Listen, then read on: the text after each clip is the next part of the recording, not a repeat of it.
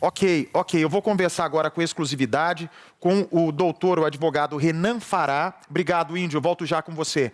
O Renan Fará é o advogado da família Buscariolo. Portanto, é o advogado dos dois principais suspeitos de terem matado os 4 amigos. Doutor Renan, o senhor me ouve bem?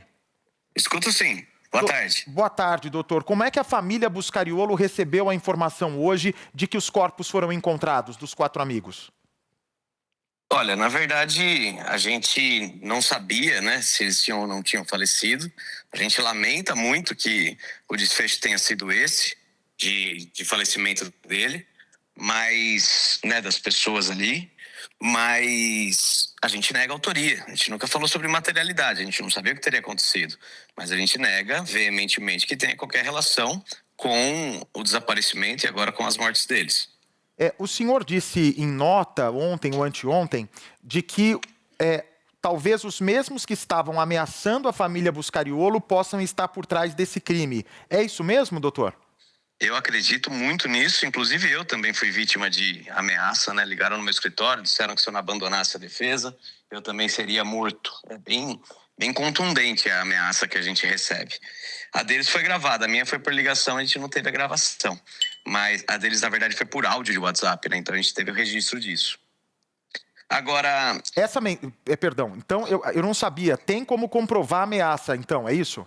a deles sim, a deles inclusive está no processo. A gente juntou e comprova, tem um número que foi ligado, tem tudo. Agora, O senhor sabe me dizer o que foi falado nesse áudio ameaçando a família? Buscariolo foi quem? A esposa dele, do pai que foi ameaçada? não, foi a família inteira. Mais Se de uma pessoa apresentaram recebeu. Não, foi uma ligação ameaçando a família toda. Mas foi E ligação foram, ou áudio? foram diversos áudios e ligações. E eles falavam o quê? E bom, eles falavam, ó, entrega os meninos, porque senão vocês vão tudo morrer, vão morrer pelado, coisa e tal. Quem tá falando aqui é amigo da família dele, dos desaparecidos, e a gente vai matar vocês todos. Aí eles fugiram.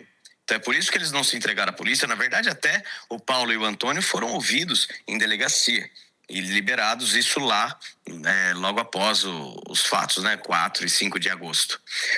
Agora, a defesa, eu como advogado, vejo que encontrar os corpos pode ser um importante avanço na investigação, porque agora a gente tem condições, através do corpo, né, se realmente confirmar que a identificação dos corpos, confirmar que são eles, vai poder ver a causa da morte, se eventualmente foram projéteis, né, foram alvejados por tiros.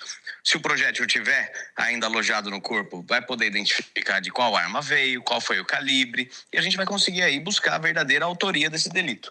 Eu, como advogado, a gente tem que trabalhar, como a gente está negando a autoria, a gente está trabalhando, demonstrando os álibis dos meus clientes, onde eles estavam ao longo do dia, né, ao longo do dia 5, ao longo dos outros dias, para demonstrar que eles não tiveram ligação com no caso agora, descoberto o homicídio. Doutor, o senhor teve contato com os seus clientes recentemente ou não? Online, né? A gente conversa por vídeo. Então eles estão vivos? Sim. E eles contam o quê? Que realmente receberam no dia 4, pela primeira vez, esses cobradores. Pode colocar o Deik, por favor, é o Minotauro, o maior ladrão de residências, de mansões do Brasil, chegando agora no Deik aqui em São Paulo. O que eles falam sobre... os Buscariolo falam sobre esse contato. Eles realmente receberam no dia 4 esses amigos e receberam também no dia 5? Eles ficaram de conversar no dia seguinte, quando os amigos sumiram? Não, a conversa foi só no dia 4. E no dia 4 eles foram lá, supostamente para receber uma dívida que nem era devida. Eles o Buscariolo compraram da Giane esse sítio, né, esse pesqueiro, e compraram para fins de negócio. Pagaram R$200 mil e revenderam depois para o Alencar. Nem chegou a passar para o nome deles. Passou para o Alencar. O Alencar, ele tentou um financiamento junto ao Sicredi de Caraíma e não conseguiu. Foi infrutífero essa tentativa dele. E aí teve que devolver para o Buscariolo. Só que como esse imóvel não tinha vindo ainda para a propriedade dele, para fins fiscais eles fizeram lá 10 notas promissórias de R$25 mil que nunca iriam ser pagas. Era só para fins, para demonstrar que agora faz parte do patrimônio do Buscariolo, do Carlos Eduardo.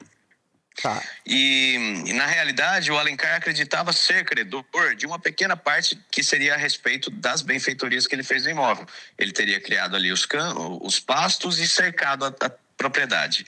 Então eles falaram, quando vender, somente quando a gente vender essa propriedade, porque o objetivo nunca foi ficar com ela e sim revender, fazer negócio, aí a gente acerta o eventual crédito que você tem aí da benfeitoria. Então essa foi a conversa no dia 4. De falar, olha, tudo bem, você tem seu direito, assim que a gente vender, a gente conversa de acertar, porque meus clientes entendiam que 15 mil era o suficiente, ele queria 100 mil reais. Só que o Alencar foi com essas notas para os cobradores e falou, a gente tem isso aqui para receber, e os cobradores vieram. Dia seguinte, eles não tiveram contato e, lamentavelmente, eles foram aí assassinados se confirmar a identificação. Mas eles, como foi esse contato deles? Os rapazes chegam de maneira agressiva, teve briga, não teve briga? Como é que foi esse único contato, então? Disse que não foi. Na realidade, foi um esclarecimento, né, de demonstrar quem tem crédito, quem não tem, e ainda só iria ser pago quando vendesse a propriedade. E ficou por isso mesmo, tudo certo? Exatamente. Foram embora. Agora, o que as pessoas não estão olhando, não estão enxergando, é quem são essas pessoas, né? Quem veio cobrar. Pelo que a gente sabe, 2 deles têm processos, boletins de ocorrência em Tocantins, no Acre. São pessoas que se vivem dessa profissão de cobrança. Eu sou advogado e eu cobro também. Eu tenho ação de execução de título extrajudicial, se ele tem nota promissória. Então, a forma da cobrança já beira a ilicitude. E ainda, um dos até então desaparecidos, que a gente não sabe ainda a confirmação, né? Ele também é uma pessoa que teve aí processos de estelionato, parece que ele recebeu para fazer construção de mais de 500 apartamentos e não entregou nenhum. Então são pessoas que acumulam uma fila, acumulam uma lista de inimigos extensa. E a polícia precisa, e ela tem feito isso, acredito, na Polícia Civil de Caraíma, o Moarama também, que eles estão ampliando a visão deles para poder identificar os reais responsáveis por esse desaparecimento ou por esse homicídio. Mas o fato deles fugirem, né, dos Buscariolo fugirem da cidade, isso não acaba sendo quase que uma confissão de culpa? Eles fugiram por causa da vida deles, porque eles têm amor à própria vida. Eles foram ameaçados de morte, comprovamos isso no processo. E, mas quando eles fogem ainda não tinham sido ameaçados, já? Foi logo no primeiro dia? Não, eles fugiram por causa da ameaça. Exatamente. Eles fugiram por causa da ameaça. Quando eles foram chamados para ir na delegacia e ainda não tinha ameaça, eles foram na delegacia. Entendeu? Sim. Eles deixaram comida no prato, deixaram roupa no varal.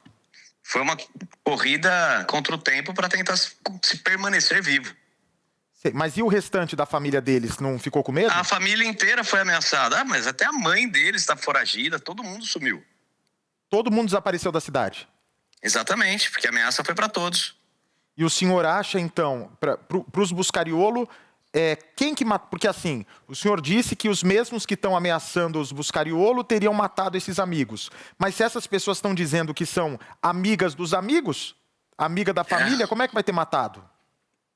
Pois é, assim que ele se apresenta para diminuir a desconfiança, né? Mas é o jeito que eles se apresentaram para nós, a gente duvida. Eu acredito que são exatamente esses que estavam satisfeitos com o rumo que a investigação estava tomando. Achou os Buscariolo, vão ser eles, entendeu? Mas o senhor não acha que seria importante apresentar os seus clientes em uma outra delegacia, então, longe da cidade, para mostrar a contribuição para a polícia? Eles já foram ouvidos em polícia. O que mais eles têm para contribuir? A polícia já fez o pedido de temporário, o juiz decretou. Acesso esse que eu não tenho do processo. O acesso meu no processo é limitadíssimo. Eu tenho direito de ver a investigação do que já concluiu. Tudo bem, advogado não pode saber aquela diligência que está em andamento, mas de tudo que já foi concluído eu tenho direito. Os depoimentos deles em delegacia estão em sigilo. Por quê?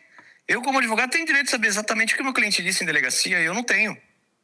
Eles não têm cópia, a gente não sabe nem o que eles falaram no dia que eles foram lá para a delegacia. Peraí, o senhor está me dizendo que 44 dias depois do sumiço, o senhor, que é advogado de defesa dos acusados, não teve acesso aos depoimentos de ninguém? Aos depoimentos, exato. Eu tenho acesso restrito. Eu tenho acesso a algumas partes do inquérito, algumas partes do processo, mas eu ainda não tenho acesso pleno, inclusive de coisas básicas como fundamentação da prisão temporária.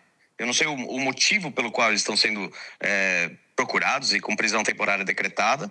Eu não tenho acesso aos depoimentos dos meus clientes. Eu não tenho acesso a coisas básicas, primordiais. Mas E a gente tá conseguindo isso é grave e coloca em risco o seu trabalho, inclusive.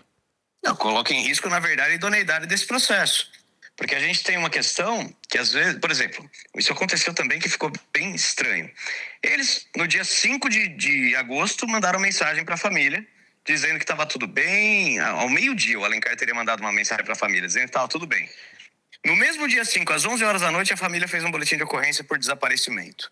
Eu não sei como funciona lá no Paraná, mas aqui no nosso estado eles não fazem um BO de desaparecimento com menos de 24 horas a pessoa. Não, pode. Mas lá fez com menos de 12. Não, pode, tá? pode sim, doutor, pode sim. Lá eles fizeram com menos de 12. No dia seguinte de manhã... Tá.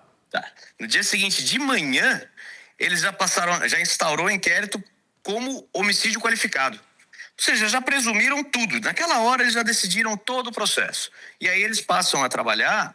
Isso no passado, tá? Porque eu acredito que a polícia já tenha mudado muito essa visão deles. Mas eles passaram a trabalhar com uma visão de túnel, que é aquela.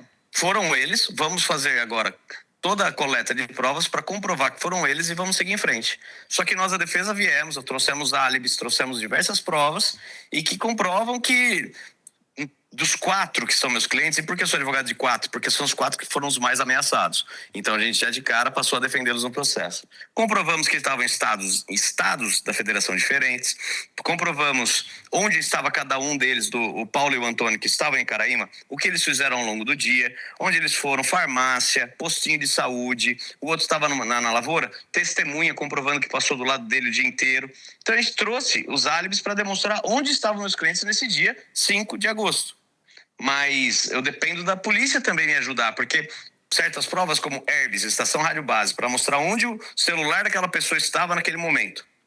Eu preciso que a polícia faça isso, que a polícia oficie as operadoras e aí sim comprove e construa a prova defensiva que a gente está apontando.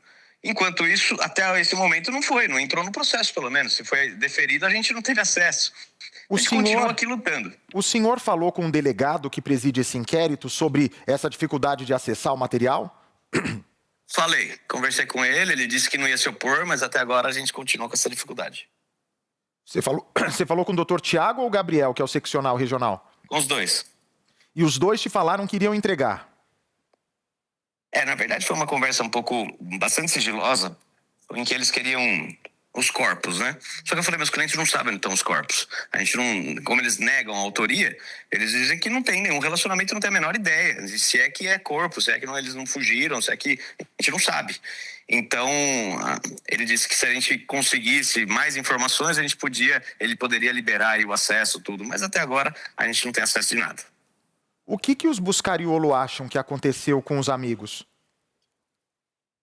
Os amigos não deles, né? Não. É que a gente está tratando os 4 de amigos, né? O caso dos amigos. Entendi.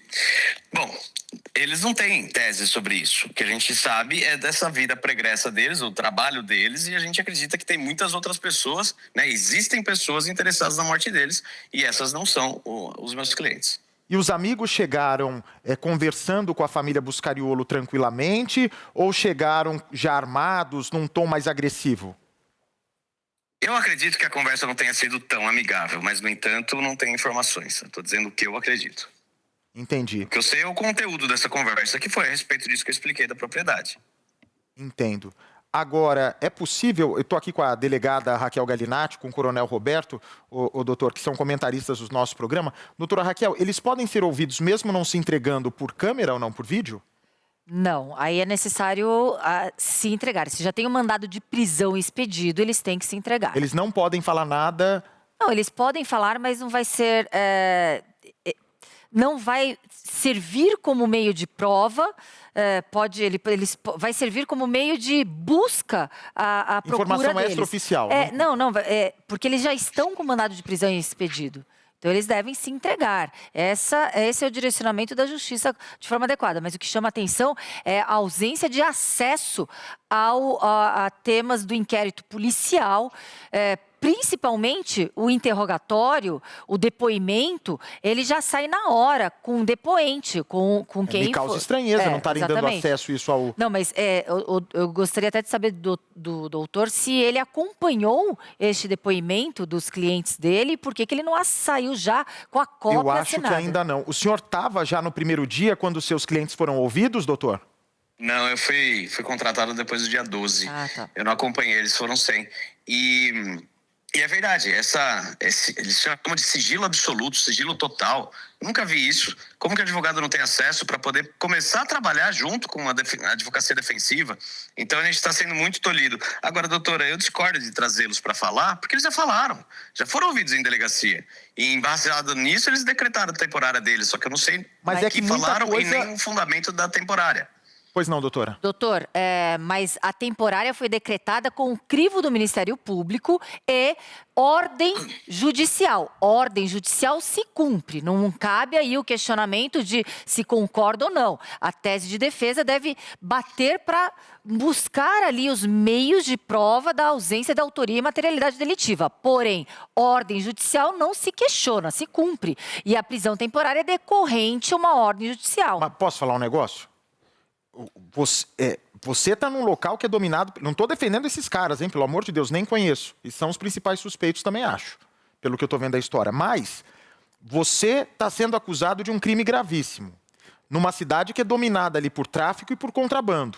E você não sabe nem o que estão falando sobre você, nem o que estão te acusando, como é que você vai se entregar e se meter num negócio que às cegas? É caso do doutor ingressar imediatamente com a OAB, com as prerrogativas da OAB, aí na atuação da defesa. A defesa ela tem que ter uma atuação legalista na parte pré-processual, que é criminal, que é o inquérito policial.